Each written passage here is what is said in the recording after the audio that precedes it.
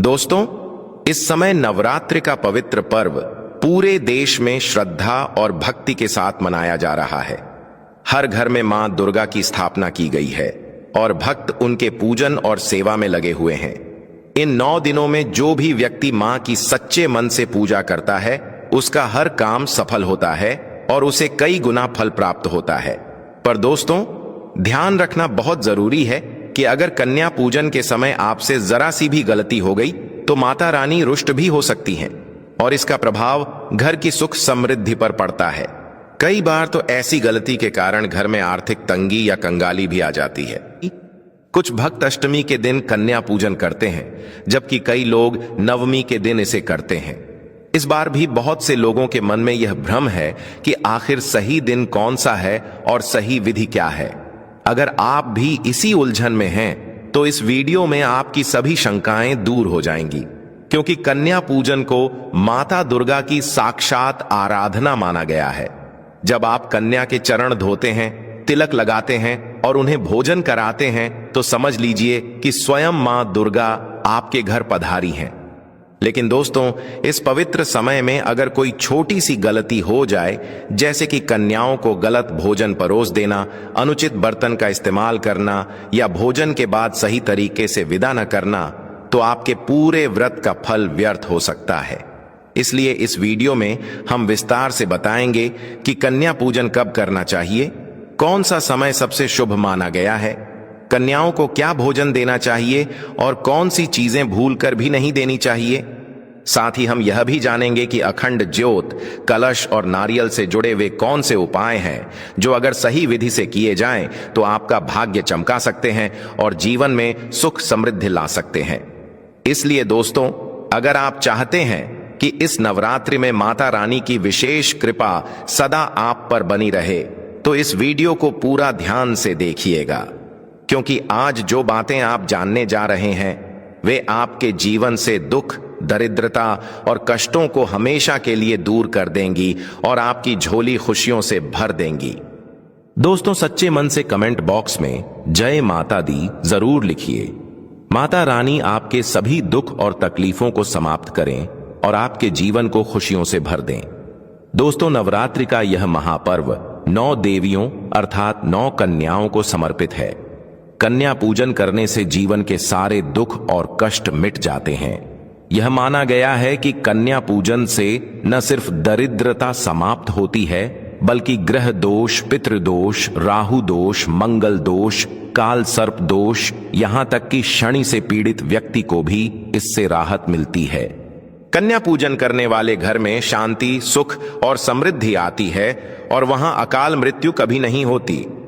दोस्तों, इस बार मां दुर्गा हाथी की सवारी पर पृथ्वी लोक पर आई हैं, जो अत्यंत शुभ संकेत माना गया है। जब जब माता रानी हाथी पर सवार होकर आती हैं, तब तब धरती पर हरियाली छा जाती है, फूल खिलते हैं और वर्षा होती है। उस समय किसानों के घर में साक्षात मां जगदम्बा का आगमन होता है। इस वर्ष का नवरात्रि पर्व अत्यंत मंगलकारी और शुभ फल देने वाला माना जा रहा है। शारदीय नवरात्रि इस बार 22 सितंबर से प्रारंभ होकर 2 अक्टूबर दशमी तिथि तक चलेगा। इन 10 दिनों तक मां दुर्गा के 9 स्वरूपों की पूजा पूरे विधि विधान से की जाएगी। दोस्तों, नवरात्रि में कन्या पूजन का बहुत बड़ा महत्व है। माना जाता है कि 2 वर्ष से लेकर 10 वर्ष तक की कन्याएं माता का ही रूप होती हैं। कई साधक हर दिन कन्याओं की पूजा करते हैं, जबकि अधिकांश लोग विशेष रूप से महाअष्टमी और महानवमी के दिन कन्या पूजन करते हैं। इस साल अश्विन मास की शुक्ल पक्ष की अष्टमी तिथि 29 सितंबर की शाम 4:31 से आरंभ होकर 30 सितंबर की शाम 6:06 तक रहेगी। इसके बाद नवमी तिथि 1 अक्टूबर की रात 7:01 से शुरू होगी। इसलिए महाअष्टमी का पूजन 30 सितंबर को और महानवमी का पूजन 1 अक्टूबर को किया जाएगा।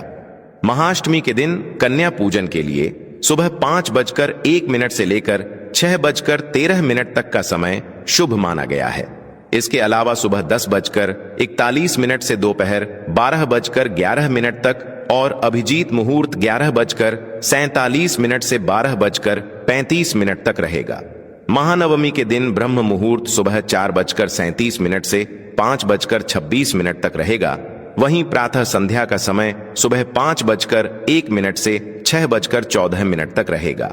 इस दिन रवियोग भी रहेगा, जो सुबह 8:06 से शुरू होकर 2 अक्टूबर की सुबह 6:15 तक चलेगा।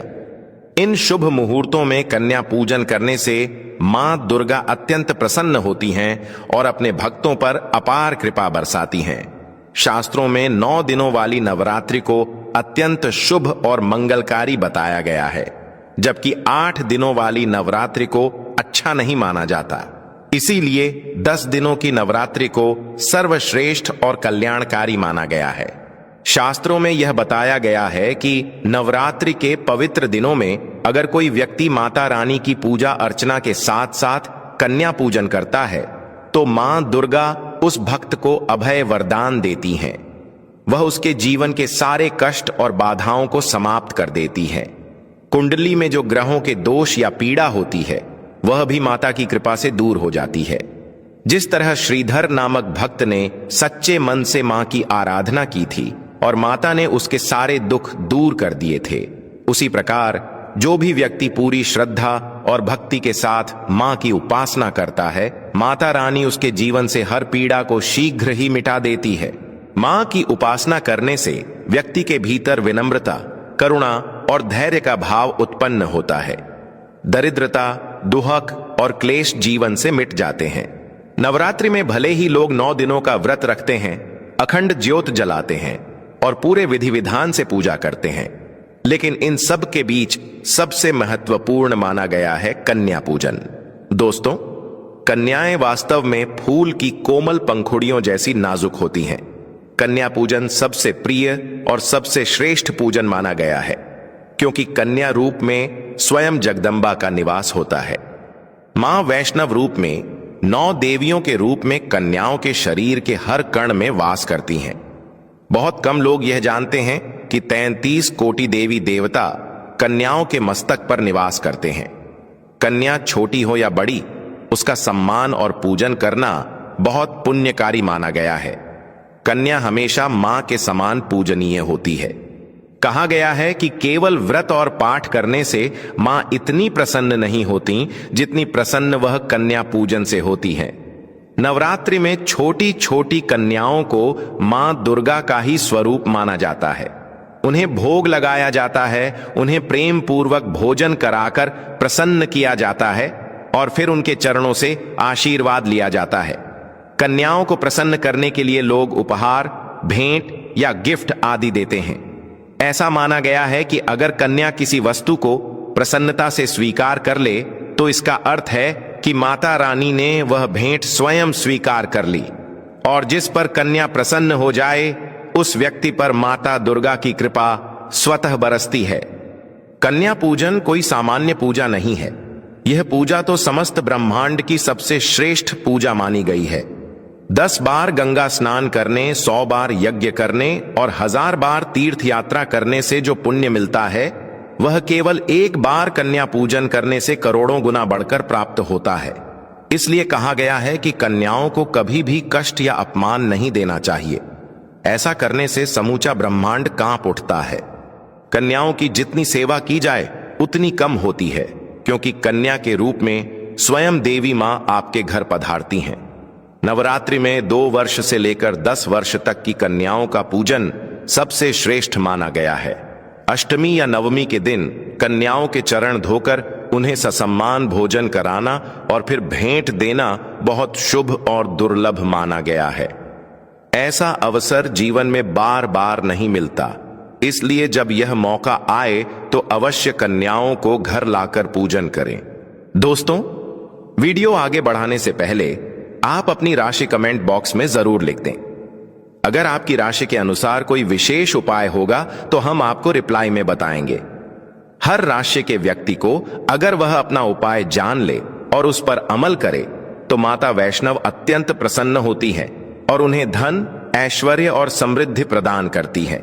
इसलिए कमेंट में राशि अवश्य लिखें और माता रानी को एक लाइक जरूर करें। दोस्तों, कृपया लाइक करने में कंजूसी मत कीजिए। क्योंकि आपका हर लायक माता के प्रति आपकी भक्ति का प्रतीक है। अब बात करते हैं कि कन्याओं का स्वागत कैसे करना चाहिए। जब कन्या आपके घर आए तो सबसे पहले उनके चरणों को दूध और पानी से धोना चाहिए। यह कार्य खासकर पुरुषों द्वारा किया जाना अत्यंत शुभ माना जाता है। ऐसा करने से माता वैष्णव बहुत प्रसन्न होती हैं। इसके बाद कन्याओं को किसी साफ जगह पर कपड़ा बिछाकर बैठाएं, फिर उनके मस्तक पर अक्षत, फूल और कुमकुम लगाएं और उसके बाद प्रेम पूर्वक उन्हें भोजन कराएं। लेकिन इस बात का विशेष ध्यान रखें कि कन्याओं की थाली में 3 पूरियां कभी न रखें। ऐसा करना अत्यंत अशुभ माना गया है, क्योंकि 3 पूरियां या 3 रोटियां केवल किसी मृत व्यक्ति के लिए या जेल में बंद कैदी को दी जाती हैं। इसलिए कन्या को 3 पूरियां देना वर्जित है। हाँ, 1 या 2 पूरियां बार बार दी जा सकती हैं, उसमें कोई दोष नहीं होता। जब कन्या भोजन कर लें तो अंत में उनके सिर पर लाल चुनरी उड़ानी चाहिए और उन्हें स्नेहपूर्वक विदा करना चाहिए। भोजन में आपको खीर, पूरी, हलवा, चना, आलू की सब्जी या छोले जैसी चीजें अवश्य रखनी चाहिए। पनीर की सब्जी भी दी जा सकती है। माता रानी को विशेष रूप से खीर, हलवा, पूरी और छोले बहुत प्रिय हैं। लेकिन यह ध्यान रखना बेहद जरूरी है कि भूल से भी प्याज और लहसुन का प्रयोग न करें। कई लोग गलती से कन्याओं को पैकेट वाले स्नैक्स जैसे कुरकुरे या चिप्स दे देते हैं, लेकिन यह घोर अनर्थ माना गया है, क्योंकि इन चीजों में अक्सर लहसुन और प्याज का इस्तेमाल होता है। अगर आप ऐसा करते हैं तो आपका नवरात्रि व्रत भंग हो सकता है और मां दुर्गा अप्रसन्न हो सकती हैं। जहां आपने 9 दिनों तक लहसुन प्याज का परहेज रखा, वही एक छोटी सी गलती आपका पूरा व्रत व्यर्थ कर सकती है। कभी भी कन्याओं को डब्बा बंद या बाजार से खरीदी गई अशुद्ध वस्तुएं न खिलाएं। कई लोग कन्या पूजन के दिन खाना खुद नहीं बनाते और बाजार से रेडीमेड भोजन या दही जलेबी लेकर कन्याओं को खिलाते हैं, जबकि यह शुभ नहीं माना जाता। ऐसा केवल तब किया जाता है जब घर में कोई दुर्घटना या बीमारी जैसी स्थिति हो। लेकिन अगर आप स्वस्थ हैं तो घर में ही शुद्ध सादा भोजन बनाएं। माता रानी को आपके हाथों का बना हुआ भोजन अत्यंत प्रिय होता है। भले ही आप केवल एक पूरी बनाएं, लेकिन वह आपके अपने हाथों से बनी होनी चाहिए। मां को प्यार चाहिए, दिखावा नहीं। माता को प्रसन्न करने के लिए घर का बना हुआ शुद्ध और पवित्र खाना ही सबसे श्रेष्ठ है। विशेषकर नवरात्रि में घर में पक्का शुद्ध भोजन बनाना अत्यंत शुभ माना जाता है। हमेशा याद रखें, कन्याओं को कभी भी प्लास्टिक के बर्तनों में भोजन नहीं कराना चाहिए, क्योंकि यह पूजा के लिए अपवित्र माने जाते हैं। प्लास्टिक के अधिकांश बर्तन हड्डियों के मिश्रण से बने होते हैं, जो धार्मिक दृष्टि से वर्जित हैं। इसलिए कन्याओं को हमेशा स्टील या पत्तों से बने बर्तनों में ही भोजन कराएं। अगर पेड़ के पत्ते की थाली में भोजन कराया जाए तो माता अभय वरदान देती हैं। एक और बात, अगर नवरात्रि के दौरान कन्या पूजन के दिन शुक्रवार पड़ जाए तो कन्याओं को कभी भी खट्टी चीजें न खिलाएं, क्योंकि शुक्रवार माता संतोषी को समर्पित दिन होता है। उस दिन माता संतोषी भी सक्रिय अवस्था में होती हैं और 9 देवियों के साथ घर में आती हैं। ऐसे में अगर कन्याओं को खट्टी चीज खिला दी जाए तो माता संतोषी रुष्ट हो सकती हैं और यह पाप का कारण बनता है। भोजन कराने के बाद कन्याओं की थाली में एक लौंग अवश्य रखनी चाहिए, क्योंकि लौंग देवी शक्ति की प्रतीक है और मां दुर्गा को यह बहुत प्रिय है। माना जाता है कि लौंग में स्वयं नवदुर्गा का वास होता है, इसलिए कन्याओं को भोजन के बाद लौंग अर्पित करें। यह लौंग आपके जीवन में सुख, समृद्धि और सौभाग्य लाएगी। माता लक्ष्मी स्वयं आपके घर में निवास करेंगी और आपके जीवन से धन की कमी सदा के लिए मिट जाएगी। दोस्तों, अब बात करते हैं कि कन्याओं को उपहार में क्या देना चाहिए। कन्याओं को प्रसन्न करने के लिए उनके थाल में दक्षिणा जरूर रखनी चाहिए। ऐसा करने से आपके घर में सदैव धन, सुख और समृद्धि बनी रहती है। जब कन्या आपके घर से प्रसन्न होकर खुशी खुशी धन लेकर जाती है तो वह भी आपको खुशी खुशी कई गुना धन लौटा कर देती है। इसलिए कन्या को दक्षिणा देते समय कभी कंजूसी मत करें। पूरे प्रेम और श्रद्धा से कन्याओं को धन दें। साथ ही कन्याओं को कोई सुंदर सा उपहार देना भी बहुत शुभ माना गया है। शास्त्रों में कहा गया है कि जिस कन्या को आप जितना खुश करते हैं, माता रानी उतनी ही जल्दी आपकी मनोकामनाएं पूरी करती हैं। इसलिए आप कन्याओं को चॉकलेट बॉक्स, खिलौने या सुंदर कपड़े उपहार में दे सकते हैं, पर ध्यान रखें कि काले रंग के कपड़े कभी न दें। आप स्टील के बर्तन भी गिफ्ट के रूप में दे सकते हैं, क्योंकि यह बहुत शुभ माना जाता है। लेकिन यह भी याद रखें कि कन्याओं को लोहे का कोई भी सामान उपहार में न दें। ऐसा करने से राहु केतु का प्रभाव आपके जीवन में प्रवेश कर जाता है और राहु दोष उत्पन्न हो सकता है, जिससे आपके जीवन में अशांति और परेशानी आने लगती है। दोस्तों, जब कन्या आपके घर से विदा होने लगे तो उनके चरण अवश्य छू लें और उसी समय अपने मन में अपनी मनोकामना बोलें। सच्चे दिल से मांगी गई हर प्रार्थना माता रानी अवश्य पूरी करती हैं। लेकिन सच्चे दिल का अर्थ है मन में कोई स्वार्थ या लालच न होना। यदि आपकी कामना मां को पाने की हो, मां के आशीर्वाद की हो, तो वह सच्ची श्रद्धा और भक्ति कहलाती है। ऐसी भक्ति के आगे स्वयं 33 कोटि देवी देवता भी नतमस्तक हो जाते हैं। यह दिव्य संकेत तब दिखाई देते हैं जब मां वास्तव में आपके घर में विराजमान होती है, आपके जीवन से कर्ज मिटाने, दुख दूर करने और सुख देने आई होती है। भक्तों, जब किसी व्यक्ति पर नवदुर्गा की विशेष कृपा होती है तो उसे कुछ विशेष संकेत मिलने लगते हैं।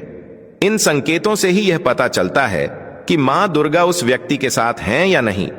ये बातें बहुत कम लोग जानते हैं, क्योंकि इन रहस्यों को हर कोई छुपा लेना चाहता है। लेकिन सच्चे भक्त के सामने माता रानी अपने होने का एहसास अवश्य कराती है। चाहे वह भक्त छोटा हो या बड़ा, माता हर किसी को किसी न किसी रूप में यह एहसास कराती है कि वह उनके साथ हैं। तो भक्तों, अब हम आपको बताने जा रहे हैं वे 10 संकेत, जिनसे यह साफ समझ में आ जाएगा कि मां दुर्गा वास्तव में आपके साथ हैं और उन्होंने आपके घर में प्रवेश कर लिया है। परंतु इन संकेतों को जानने से पहले माता रानी के सभी सच्चे भक्त वीडियो को एक प्यारा सा लाइक करें और कमेंट में पूरी श्रद्धा से जय माता रानी अवश्य लिखें।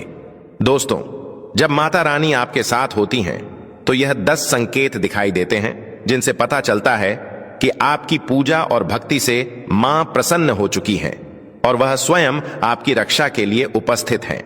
पहला संकेत यह है कि जब आप पूजा करते समय अचानक भावुक होकर रोने लगते हैं और आपकी आंखों से आंसू बहने लगते हैं। आमतौर पर हम रोज पूजा करते हैं, लेकिन उस समय आंसू नहीं आते। लेकिन अगर नवरात्रि के समय जब आप माता की पूजा करें और आपकी आंखों से अपने आप आंसू आने लगे, तो यह सबसे स्पष्ट संकेत है कि माता रानी आपके साथ हैं। दूसरा संकेत यह है कि पूजा या आरती करते समय अगर आपको ऐसा महसूस होने लगे कि कोई आपके पीछे खड़ा है या कोई ऊर्जा आपके आसपास मौजूद है, तो समझ जाइए कि माता रानी अपने शक्ति स्वरूप में आपके पास खड़ी हैं और आपको आशीर्वाद दे रही हैं। वह आपके चारों ओर अपनी शक्ति का घेरा बना रही है ताकि कोई नकारात्मक शक्ति आपके पास न आ सके। तीसरा संकेत यह होता है कि रात में अचानक झटके से आपकी नींद खुल जाए। अगर ऐसा होता है तो इसका अर्थ है कि माता रानी आपको स्वयं जगा रही हैं। वह आपको किसी शुभ कार्य या किसी आने वाले परिवर्तन के लिए तैयार कर रही है। कई बार माता रानी अपने भक्तों को इस तरह संकेत देती हैं कि अब वह उनकी जिंदगी में कोई बड़ा बदलाव लाने वाली है, इसलिए ऐसी घटना को कभी सामान्य न समझें। दोस्तों, अब जानते हैं चौथा संकेत क्या होता है। अगर आपको अपने आसपास अचानक इत्र, लोबान, धूप, चमेली या किसी और सुगंधित फूल की खुशबू आने लगे, जबकि आपके आसपास ऐसी कोई वस्तु मौजूद न हो, तो यह बहुत बड़ा संकेत होता है कि माता रानी आपके पास हैं। जब माता दुर्गा अपने भक्त के निकट होती हैं, तो उनके साथ दिव्य सुगंध भी आती है। कई बार ऐसा भी होता है कि आपको किसी ऐसे पुष्प की खुशबू आने लगे जिसे आपने पहले कभी नहीं सूंघा हो या जो आपके घर के आसपास पाया ही नहीं जाता। उस समय यह मान लेना चाहिए कि माता रानी उसी क्षण आपके आसपास हैं और अपनी उपस्थिति का एहसास करा रही हैं। यह दिव्य सुगंध केवल उन्हीं को महसूस होती है जिन पर माता की कृपा दृष्टि होती है। अब बात करते हैं 5वें संकेत की। अगर नवरात्रि के दौरान आपको स्वप्न में कोई छोटी कन्या दिखाई दे तो यह अत्यंत शुभ संकेत है, क्योंकि छोटी कन्या को देवी मां का साक्षात रूप माना गया है। अगर आपको स्वप्न में कोई लाल वस्त्र दिखे, लाल झंडा लहराता हुआ दिखाई दे या देवी से जुड़ा कोई दिव्य दृश्य दिख जाए तो समझ जाइए कि माता रानी आपके साथ हैं और उन्होंने आपकी पूजा स्वीकार कर ली है। इसके अलावा अगर आप दीपक जलाते समय उसकी लौ में कोई विशेष आकार बनने लगे, जैसे कि देवी का मुख या त्रिशूल जैसा प्रतीक, तो यह भी इस बात का प्रमाण है कि माता रानी आपके घर और हृदय में विराजमान हो चुकी हैं। भक्तों, नवरात्रि के दौरान ऐसे दिव्य संकेत माता रानी अपने हर सच्चे भक्त को अवश्य दिखाती हैं। इन संकेतों से यह समझ आता है कि मां आपकी साधना से प्रसन्न है। अब जानते हैं वे संकेत जो तब मिलते हैं जब माता रानी आपके घर में प्रवेश कर चुकी होती हैं और अपने शक्ति स्वरूप में वहां विराजमान हो जाती हैं। यह संकेत बहुत गूढ़ होते हैं और केवल सच्चे श्रद्धालु ही उन्हें पहचान पाते हैं। अगर बार बार आपके घर के दरवाजे पर गौ माता का आना शुरू हो जाए तो यह सबसे बड़ा संकेत है कि मां दुर्गा आपके घर में आ चुकी हैं। ऐसा इसलिए क्योंकि जिस घर में मां दुर्गा विराजमान होती हैं, वहां उनकी बहन कामधेनु भी उनके दर्शन और सेवा के लिए बार बार आती हैं। वह उस घर के चारों ओर घूमती रहती हैं और 9 दिनों तक वहां से जाती नहीं। यह दृश्य बहुत शुभ माना गया है और इसका अर्थ है कि माता रानी आपके घर में स्थायी रूप से विराजमान हो चुकी हैं। भक्तों, दूसरा संकेत है मधुमक्खियों का घर में आना। यह भी बहुत पवित्र और दिव्य संकेत माना गया है। शास्त्रों में कहा गया है कि मधुमक्खी देवी दुर्गा के ब्राह्मणी रूप का प्रतीक होती हैं। जब नवरात्रि के दौरान आपके घर में अचानक मधुमक्खी दिखाई देने लगे या दीवार के पास उसका छोटा सा छत्ता बनने लगे तो यह निश्चित मान लें कि मां दुर्गा अपने नवदुर्गा स्वरूप में आपके घर आ चुकी हैं। ये मधुमक्खियां मां की सेविकाओं के समान होती हैं जो उनके आगमन से पहले वहां का वातावरण पवित्र करती हैं। तीसरा संकेत है दीपक की ज्योति का तीव्र होना। अगर पूजा के दौरान जलाए गए दीपक की लौ अचानक से बहुत तेज हो जाए और वह बिना हवा के भी जलती रहे तो यह भी इस बात का प्रतीक है कि देवी मां वहां उपस्थित हैं। दीपक की यह तेज लौ मां के शक्ति रूप का प्रतिनिधित्व करती है। उस क्षण आपके घर का हर कोना पवित्र हो जाता है और मां का आशीर्वाद घर के हर सदस्य पर बरसने लगता है। अब बात करते हैं एक ऐसे तांत्रिक उपाय की जो इस शारदीय नवरात्रि में आपके जीवन को पूरी तरह से बदल सकता है। शास्त्रों में बताया गया है कि अगर कोई व्यक्ति नवरात्रि के इन पवित्र दिनों में लाल अपामार्ग की जड़ को चांदी की ताबीज में धारण करता है तो उसे वाक सिद्ध प्राप्त होती है। इसका मतलब है कि वह जो भी बोलेगा वह वचन सत्य सिद्ध होगा। दोस्तों, अगर आप नवरात्रि में इस पवित्र पौधे की जड़ पहन लेते हैं तो आपकी वाणी में साक्षात माता सरस्वती का वास हो जाता है।